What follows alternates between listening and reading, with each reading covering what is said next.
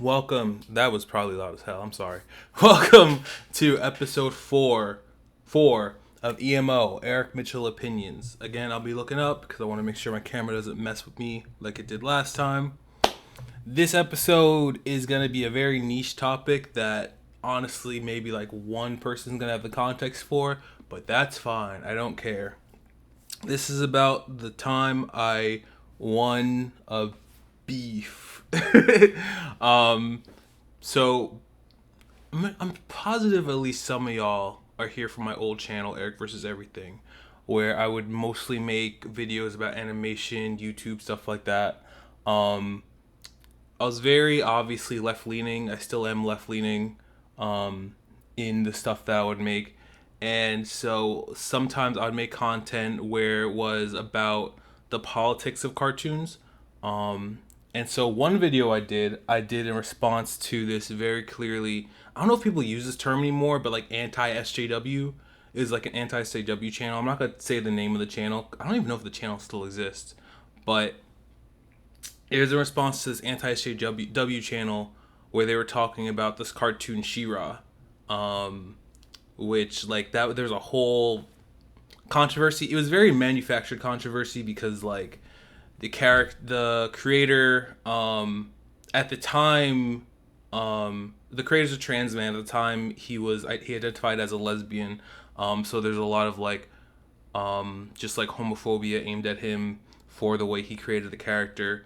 It was very different from the original way that She-Ra looked in like the 80s cartoon, and so because of that people just kind of jumped on it. There's also like this whole controversy, again, is a made up controversy made by people on the right, of like the Cal Arts style, where people would be like anything with Cal Arts they assumed is like leftist liberal kind of shit. And so this guy made this video just rambling about the She-Ra reboot, about how it was like, it's gonna sound like I'm exaggerating to make a funny point. I'm literally not. Like a lot of the point of the video was how She-Ra represented the fall of Western civilization. Like it sounds like I'm joking to make a point. I'm not. Literally, part of the video, he was talking about how when he was a soldier, one of the objectives they would do is take over like important like land spots, so that like they had power over the area that they were fighting.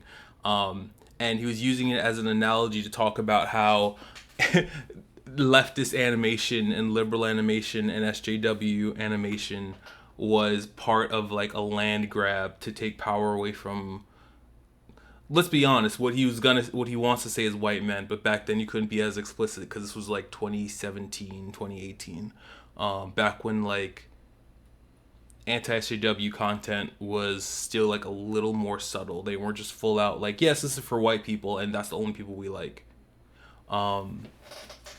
So I made a response video to it, and the funny thing is, I was crazy nervous when I was making that video.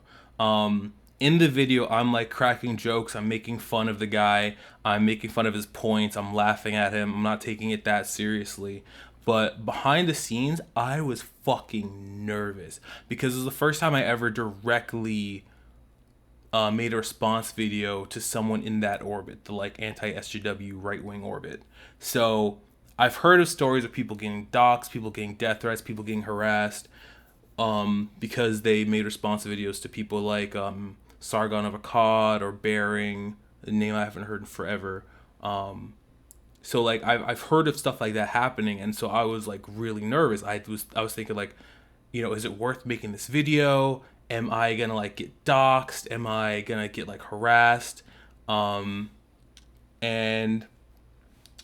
I don't remember. I remember I talked to my girlfriend about it, and I don't remember if she told me I should do it or shouldn't do it. I think she calmed me down. If I remember correctly, she calmed me down. Was like, listen, more than likely, nothing's gonna happen. And I ended up posting it, and it didn't go crazy viral. It got a couple thousand views, which like at the time was pretty good for me because my channel was struggling with views. But it did pretty well. and a lot of the comments were on my side. A lot of the comments were on the other creator side. But it got overall, it was pretty well received. And so the reason why I say it was a beef, and the reason why I say I won it, is because I like to check my name on online sometimes, see what we're saying about me. I'm a little bit I like myself, and I want to make sure other people like me too. Um, so I was on back when I had Twitter. I was on Twitter. I looked up my username probably like a year or so after. Yeah, like about a year or so after I had made that video, and I was scrolling down again. My channel was not that big. Like it probably like 9,000 subscribers, but like it didn't have that much attention online, honestly. So like there weren't like a lot of people saying my name on there. But one tweet I saw was someone adding the guy whose channel I reacted to, and saying like, "Hey, did you see this Eric versus Everything video? You should make a response to it." And the reason why I say I won that beef is because he left a heart on it. So he knows about my video. He knew about my video. For a fact, he knew about my video. There's a strong chance he saw my video too, because I think his channel is still up. It might be down by now, but even if the channel, so the video was taken down before his channel was taken down. If his channel did get taken down, I'm not gonna check right now because I don't give a fuck. But the video was taken down before his channel was taken down. Maybe it's a little big headed of me, but I don't care. I like to think that the video got taken down because of my response. Because like what I wanted to do at the time, and what I think I succeeded doing in my videos, is not come across as like a typical like whiny liberal leftist that they like to make fun of. So instead of just being like, well, that's problematic what you're saying, and this is why what you're saying is homophobic and transphobic, what I did was basically just like mock him and make fun of him and call him a baby and a bitch, because he was being a baby and he was being a bitch. So I basically just took the piss the entire episode, and there was really nothing you could say to what I was saying that was incorrect. I made sure I checked my points. I made sure that, like, I was thorough. I made sure I properly responded. I wasn't straw manning him. I responded to what he was saying in a way where there wasn't a lot of wiggle room. Like I made sure of that, because I knew like if there's like even the tiniest thing where he said something and I slightly misinterpreted it, that would be the only comment I would get on that video. So I made sure, like, with a fine-tooth comb, I was going through that shit. And again, he never responded. He never made a comment. And I've seen him make response videos to other channels. That's one of the things I checked. That's one of the reasons I was nervous to make it, because I was like, oh shit, this could end badly for me if this blows up in my face. I've seen him make responses to other channels before. He literally was on, he got interviewed on the show from Comedy Central from about 10 years ago. So it's not even like he was some nobody. He was a relatively big channel in that space. And he definitely saw my video, or at least knew about it, and he chose not to respond to it. Because he's a bitch, and he knew that my points were good. So yeah, that was... I remember when I found that out. I've had that information for like almost 10 years. And I was just like, man, I want to talk to someone about this. Like, I don't think I've really talked to anyone about this. But yeah, it was funny. And that's basically how I won my first beef, I guess. Probably not the last. I talk a lot of shit. I shouldn't, but I do talk a lot of shit. I learned it from my goat. I learned it from my goat. That's basically it. I don't think there's really anything else. Oh, you know what? I will talk about this. So I was talking about my old channel, Eric versus Everything, where I talk about animation.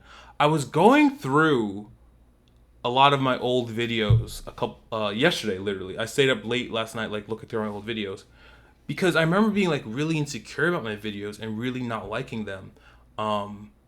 And going back and looking back at it, I was trying to figure out why, and I'm gonna be honest. I feel like a lot of the thing was just like kind of like a self hatred, self loathing kind of thing.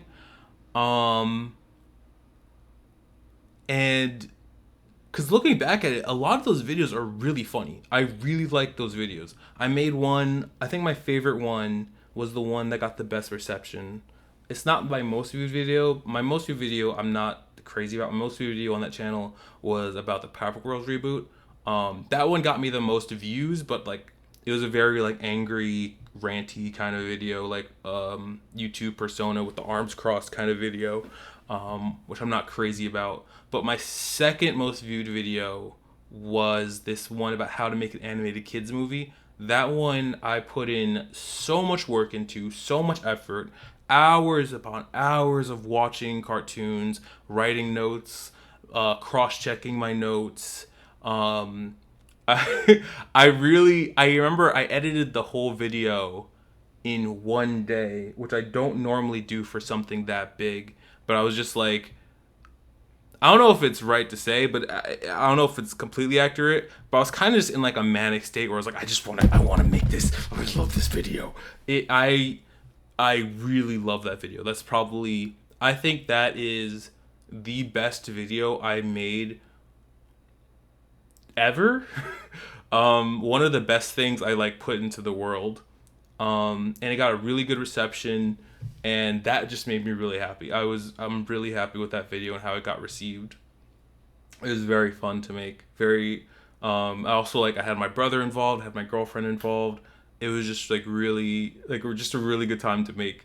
And just looking back at that channel, it's like I see the creativity I had, and I see just I see how much I was putting myself out there. And I think honestly, like looking back at it, I think the reason why I didn't like those videos is because I was very like honest in a millennial way where it has like that kind of like earnestness. Um and I think part of that part like some of that part of me kind of started fading away, and I want it back. Honestly, I miss being like that corny and that like earnest all the time. I think that like part of getting older for me was I felt like I had to kind of drop that nerdy, very like I don't know what the term would be. I felt like I had to drop that like extremely like that cringe part of me. Honestly, like that's basically it. Like I felt like I had to drop the cringe in me, and it's like I miss being cringe. I miss like I was looking at my old videos like when I was making like back in the day like 2010 2011 when I was making like a bridge series videos and just doing like song covers of Vocaloid songs. And I'm laughing now because it sounds cringe, and it is cringe, but it was so fun. I was making fucking like covers of Vocaloid, and someone told me that like I was their ringtone. Like I was someone's ringtone before I was really making music. Like what the fuck? That shit was so fun. That shit was so fun, and I stopped doing it because it felt cringe. Because I wanted like eyes on me, but I want to control the narrative, and it's like obviously my heart is in hip hop. I love music. That's where I'm at. I love making music. But the thing is, especially in a genre like hip hop, cringe will get you killed.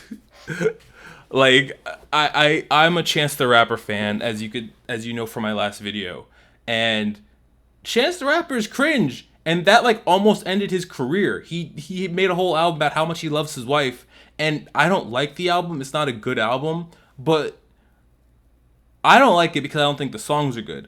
I think a lot of people don't like it because it's so blunt and honest and open and sappy. But fuck that. I miss being sappy, bro. I like when I was like younger, I was like insanely sappy. I was so open with my emotions, and I think I've that's not true, actually. That's actually literally not true. I actually got better at opening my emotions now. Back in the day, I would just hold that shit in forever.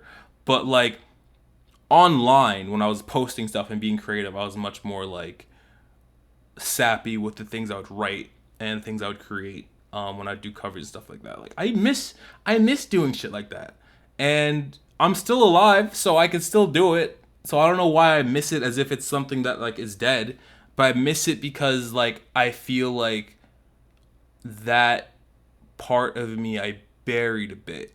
And one thing I've been really working on is kind of getting in touch with my inner child. But I think another thing I really need to work on is getting in touch with my inner like teenager and inner young adult, because like they also were doing stuff that I don't do anymore because I feel like I grew out of it. You know, as a teenager, especially like 13, 14, I was crazy into anime. And I was like very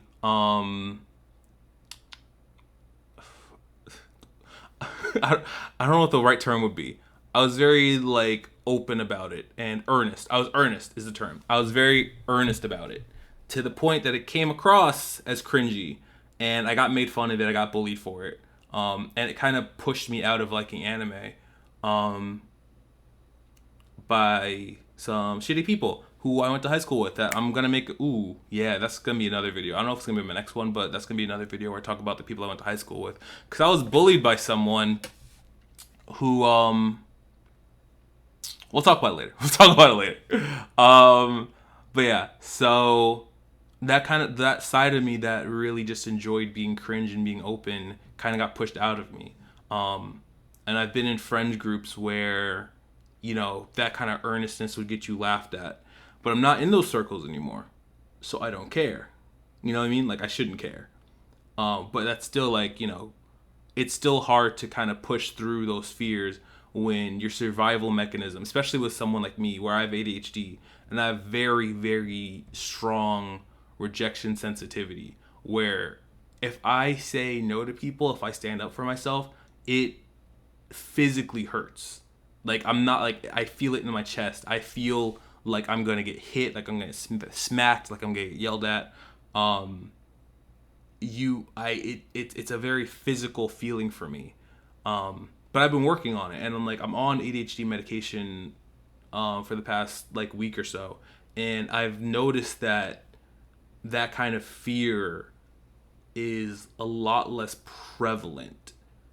And so with me, it's like I want to work on certain things like that, and I want to like allow myself to be cringe in public, you know, and just have fun in public, you know.